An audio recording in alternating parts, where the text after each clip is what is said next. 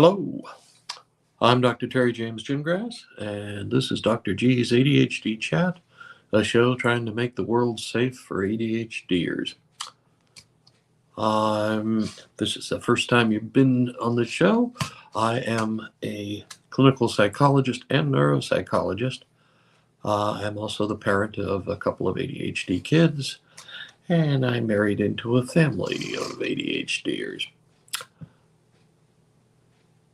And when I started out this whole thing with ADHD wasn't even a valid diagnosis. Okay, back in the 1980, there was not ADHD. Right then, it finally made it into the Diagnostic and Statistical Manual. That was the first time.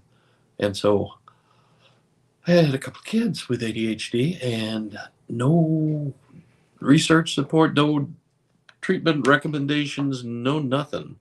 I had the youngest one, the one who was hyperactive, evaluated by a couple of guys, and they were saying things were great. And if you live in this kind of an environment, things were not great. And so, I will freely admit that I made a lot of mistakes. And one of the things I think is most important for your ADHD child is to remember that the way we learn is not just, smooth, not reading the book or reading the chapter twice and that's it, we're in good shape.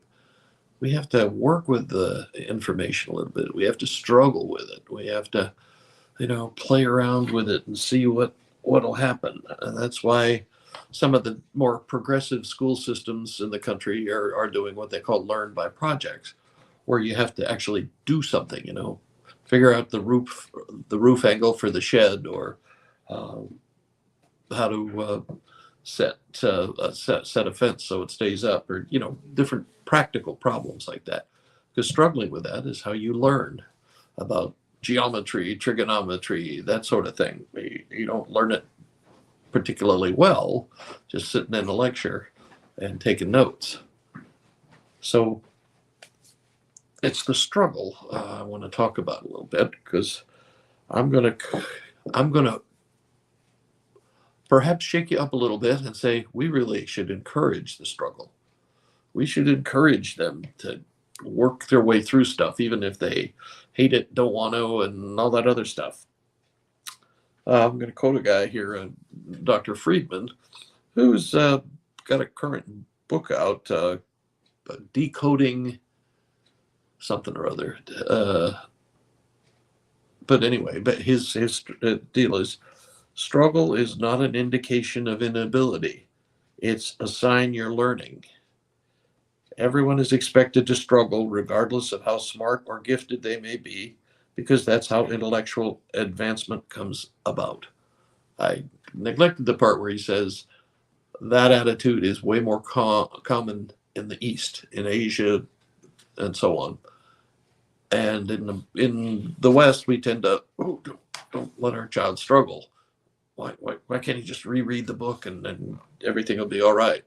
No, you have to struggle with it. You have to work with data. I'm a clinical psychologist. I came out of grad school with a whole bunch of theory and not a bunch of real practical, what do I do now kind of information. It took struggle. It took some years, some working with people and that sort of thing. And so we want our kids to be perfect, of course. We want them to, get straight A's and be captain of the football team and get a scholarship to get, to college and all that sort of stuff. Your ADHD is given an unfair disadvantage in that they're working in a system that is totally not designed for their brains, not for the way they work. And so they're going to struggle, and they need the experience, and that's where we come in. Okay, if you get, like most of us get, kind of embarrassed or a little bit feel guilty about their child's behavior. They don't get good work grades. They get into trouble in school. Or what they do is they get a frustrating pattern of grades. I've had the opportunity in my years of doing therapy of seeing, parents have collected and kept report cards for their kids over, 8, 10, 12 years. And you look at them and it's like, it's not like that. It's, they get an A in one course, they get a D in the other course. They get an A in yet another course, and they get an incomplete. It's the erratic pattern. And, most of us get a little embarrassed, or, we don't want to attract too much attention, especially for our kid. And so we overcorrect, and we probably are in a more, and maybe being more critical, and maybe, do it this way, not that way, do it. And so, then we add, in addition to their expected kind of uneven performance, we also add, another 20 or 30 critical comments to their day. And I get this in almost every show with ADHD kids get about 70 critical comments a day. Now, figure that one out and figure out how you're going to come out feeling good about yourself. So the real deal, though, with all of this is that we have to figure out how we're going to be able to encourage them to struggle, encourage them to find their own ways of dealing with it, because they're going to do it better that way than they are because you said, here, use this book, use this study guide, use this journal, use this daytimer. They're probably going to resist it, because you're one of the critical people. Maybe you may be the most critical people. I don't know. Sometimes I felt like I was, and it's not. It's not a pleasant kind of thing, and none of us is above being embarrassed when our kids don't quite do right, or even even if they're in diapers and they get diarrhea, you're embarrassed by that. Oh my God, no, like you had some control over that. Well, that's the way we do, and it's it causes. Well, it causes a real kind of problem with your relationship with your child, and it also think about your child's learning. They don't trust me. They don't think I'm, am I lazy, crazy, or stupid? That famous book about ADHD. And even though, we're well-meaning and all that sort of stuff, this is not the way any of us were raised, I guarantee you. And the deal is going to be that people who are criticized too much tend to give up. They give up, and get depressed, or have low self-esteem, or they get angry and fight back, and that's usually not a viable choice in our current society either. You didn't do what you were supposed to.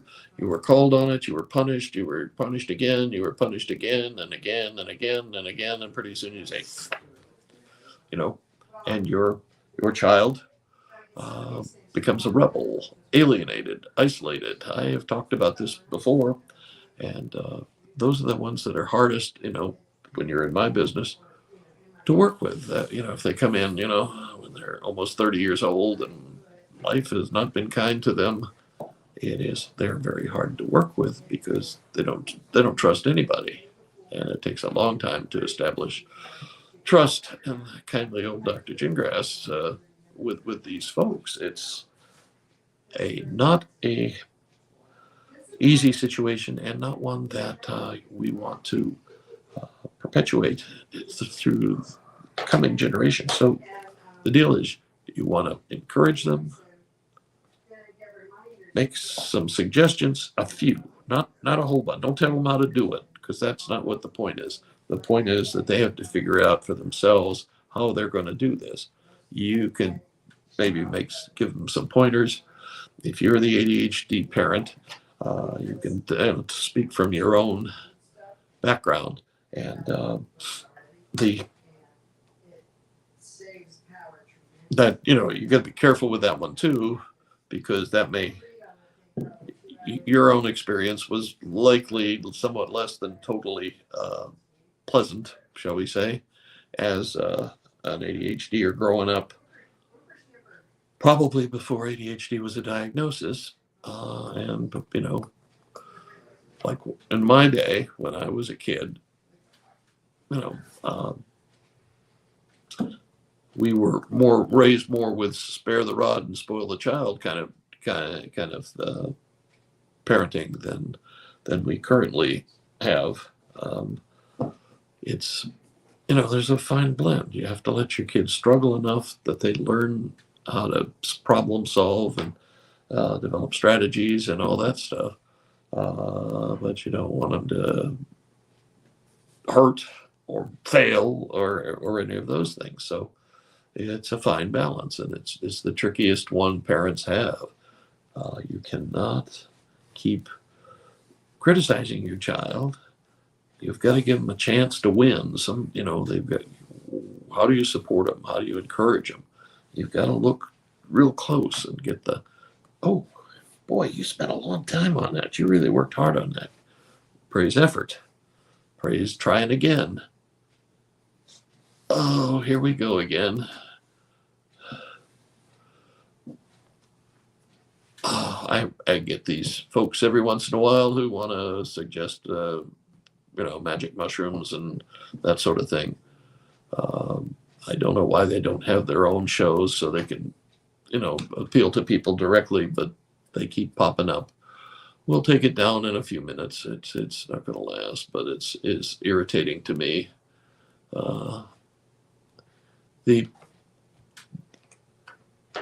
I'm a little bit distracted now, a little bit irritated. Anyway, the idea is that you have to let them struggle through some things. Don't let them totally flop, but you've got to let them struggle a little bit. Let them figure out some ways to doing things. Give them some help if you can along the way, and support their effort. Encourage the effort. That's the biggest problem parents have a lot of times. If the child's getting good grades, they say, "Oh, you're so smart," and the idea, that's not the idea, because those are the kids that get into trouble eventually. Whether they get to high school or they get to college and it gets tougher, they don't have any equipment for having to buckle down and study harder than they ever have before in their lives, because they've always been told that they were smart, and they take it as like, this is a gift I was given. And it's not. Okay, you have to work at it. You have to work to learn. And just the idea is that if you're a parent of an ADHD child, you have to, what I said in the title of this thing is honor the struggle. Encourage them to try. Encourage that over and over again. And then we don't have to have all these arguments about, being on medication, not being on medication, all that sort of thing. I think a couple of weeks ago I talked about, I've been to a conference where there were a bunch of people who were podcasters basically, and they'd set up a lifestyle that their ADHD didn't interfere with very much. So there are spots for people, and they don't necessarily. Oh, good Lord. Victoria, will you quit? Magic mushrooms cure everything. Anxiety, depression, bipolar disorder. Anyway, do not get into all of that, okay? Be sharp, be smart, be an intelligent person. Look at the claims that are being made. Are they validated or not? If they're not validated, they're garbage, okay? If they are validated, fine, give it a try. But I have no real patience with this sort of thing. Okay, I'm Dr. Terry James Gingrass. This has been Dr. G's ADHD Chat, a show trying to make the world safe for ADHDers. My website is terrygingrassphd.com. You can push the little button and register to get a value, I forgot what we're calling it, but it's just, it's a freebie check to see if you would benefit from coaching and need coaching and if we can stand each other and all that sort of thing. Coaching is real important for ADHDers. It helps keep them on track, even if they're doing everything else right. It's helpful to have somebody who's had the experience to be able to, make sure you're doing what you need to be doing and so on. The other thing is going to be starting a membership group in probably sometime in September. If you're not familiar with that format, it's basically we get together 3 or 4 times a month with different agenda. Usually, only one is a real information thing where I, talk about some clinical part of ADHD, and we do one session that's all Q&A, and another maybe something interesting that I've come up with or seen somewhere, that kind of thing. And it's relatively cheap. It's probably less than you spend on Starbucks in a week.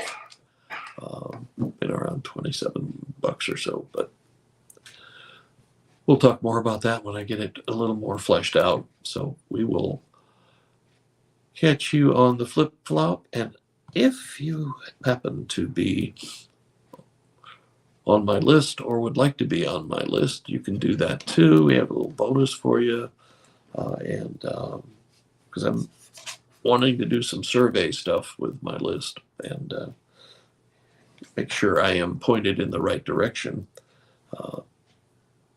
So I will catch you next time. And till then, let's make the world safe for ADHDers.